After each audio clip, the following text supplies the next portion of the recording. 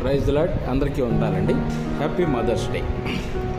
ఈ రోజున దేవుని యొక్క చిత్తంలో తన బిడ్డను పెంచినటువంటి ఒక తల్లిని చూద్దాం.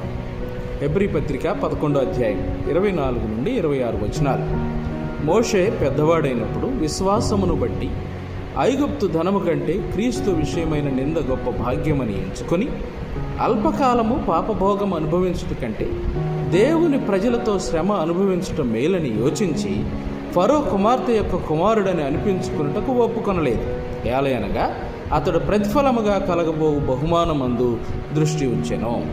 ఇక్కడ ఇశ్రాయేల్ ప్రజలను, లక్షల మంది ప్రజలను దేవుని యొక్క ఆజ్ఞ మేరకు నడిపించినటువంటి ఒక గొప్ప నాయకుడైన మోషేని మనం చూస్తాం.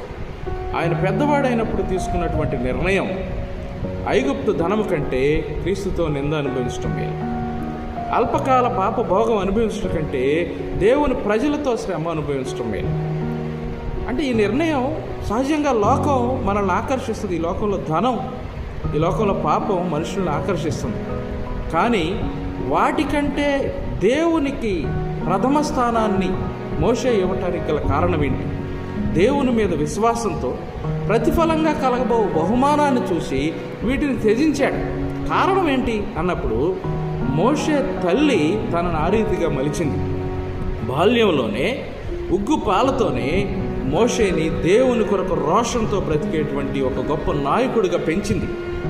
బాలుడు నడవలసిన త్రోవను వానికి నేర్పుము, వాడు పెద్దవాడైనప్పుడు దాని నుండి తొలగిపోడు.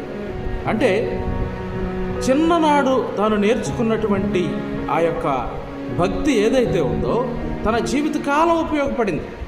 మోషే తల్లి యొకెబెదు, ఆమె దేవుని యందు భయభక్తులు కలిగినటువంటి స్త్రీ, తన బిడ్డలందరినీ కూడా అలాగే భయభక్తుల్లో పెరగటానికి ఆవిడ నేర్పించింది.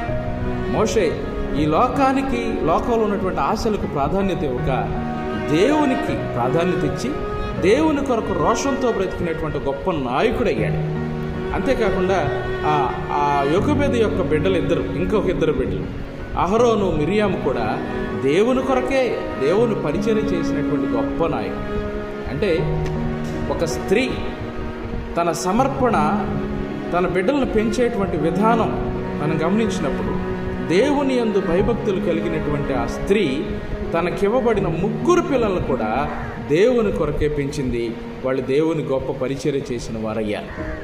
మరి ఈ లోకంలో దేవుడు మనల్ని ప్రేమించి ఇచ్చినటువంటి బిడ్డల్ని చిన్న వయసులోనే చక్కగా పెంచాలి, దేవుని కొరకు పెంచాలి. లోకాన్ని ప్రేమించేవారిగా కాకుండా దేవుని ప్రేమిస్తూ, దేవునికి ప్రాధాన్యత ఇస్తూ, దేవుని చిత్తం చేసేవారిగా ఉంచాలి. ప్రతి తల్లి కూడా ఆయన యందు విశ్వాసంతో బ్రతుకుతూ బిడ్డలు కూడా లోకాన్ని త్యజించి దేవుణ్ణి ప్రేమించేవారిగా పెంచాలని ఈ మాటల ద్వారా దేవుడు హెచ్చరిక చేస్తున్నాడు. కొద్ది మాటలు దేవుడు దీవించును గాక. Thank you.